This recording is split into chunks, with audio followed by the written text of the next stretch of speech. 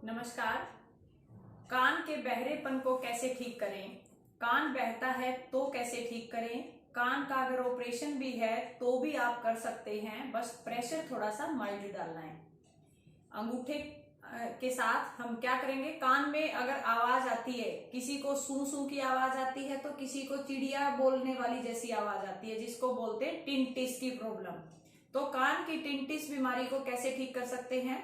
देखिए, न्यूरोथेरेपी ये मानती है कि जिस भी ऑर्गन का आपका ब्लड सर्कुलेशन डिस्टर्ब हो जाएगा, वही ऑर्गन आपका अपना फंक्शन प्रॉपर करना बंद कर देगा, उसका फंक्शन रुक जाता है। चाहे वो हाथ का सर्कुलेशन है, चाहे कान का है, आंख का है, नाक का है।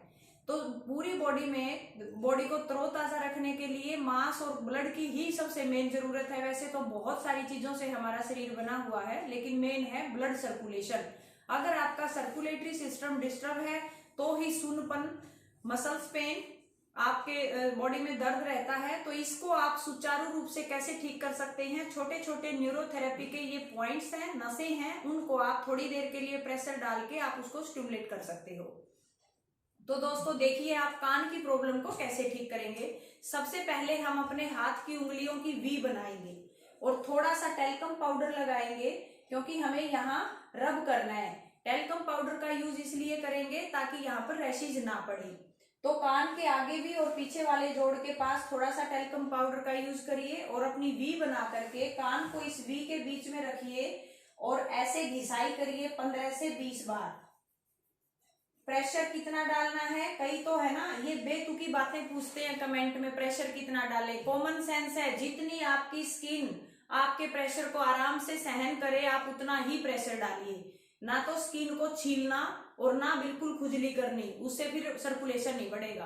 अकॉर्डिंग टू पेशेंट ही प्रेशर डालेंगे और उसको 15 से 20 बार ऐसे रब करेंगे। फिर 15 से 20 बार कान के ऊपर और नीचे ये वी बनाएंगे और फिर यहाँ इस जोड़ की घिसाई करेंगे 15 से 20 बार। दोनों साइड से ऐसे ही करना है। उसके बाद हम अपने कान को पकड़ेंगे। पहले टीचर हमारे कान पकड़ के ही खींचा करते थे, ये भी एक साइंटिफिक लॉजिक था, क्योंकि यहाँ से सीधा आपके ब्रेन की तरफ सर्कुलेशन बढ़ता है कान खींचने से।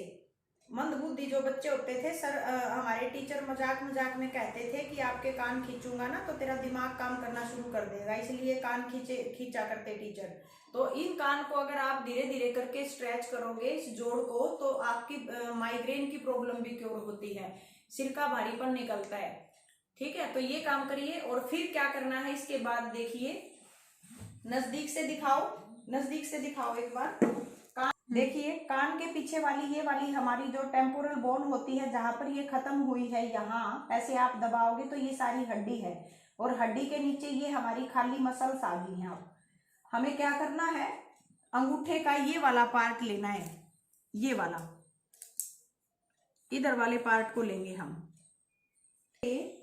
हम यहाँ दबाएंगे टेम्पोरल बोन के नीचे बिल्कुल हड्डी के जोड़ को, और यहाँ पर प्रेशर डालते हुए इसको कान को बंद करने की कोशिश करेंगे। जो हमारा कान का छेद है ये बंद हो जाए, इसको ऊपर की तरफ खींचना है कान को ऐसे, और इतना खींच दो कि ये बंद हो जाए थोड़ी देर के लिए। 6 सेकंड का प्रेशर डालेंगे, फिर छोड़ देंगे, फिर से ऐसे ही डालेंगे और फिर छोड़ देंगे। बिल्कुल कान की रूट में काम करना है, ठीक है।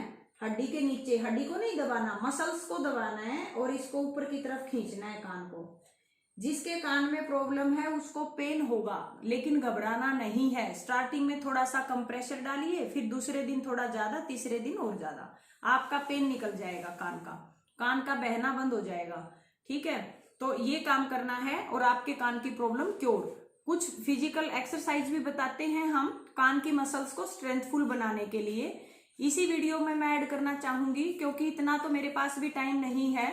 मैं सोचती हूँ कि जब भी मुझे टाइम मिले आपके लिए बहुत यूजफुल वीडियो बनाई जाए, जिससे आप स्वास्थ्य लाभ ले सकें। अब इतना काम करने के बाद फिर हमें क्या करना है, दोनों हाथों की हथेलियों से वैक्यूम बनाना है। वैक्यूम कैसे बनाएंगे, हथेली से कान को बंद करना है और लंबा सांस लेके रोकना है। मुंह से सांस को छोड़ना है और आपके हथेलियों को दूर दूर करना है झटका दे करके।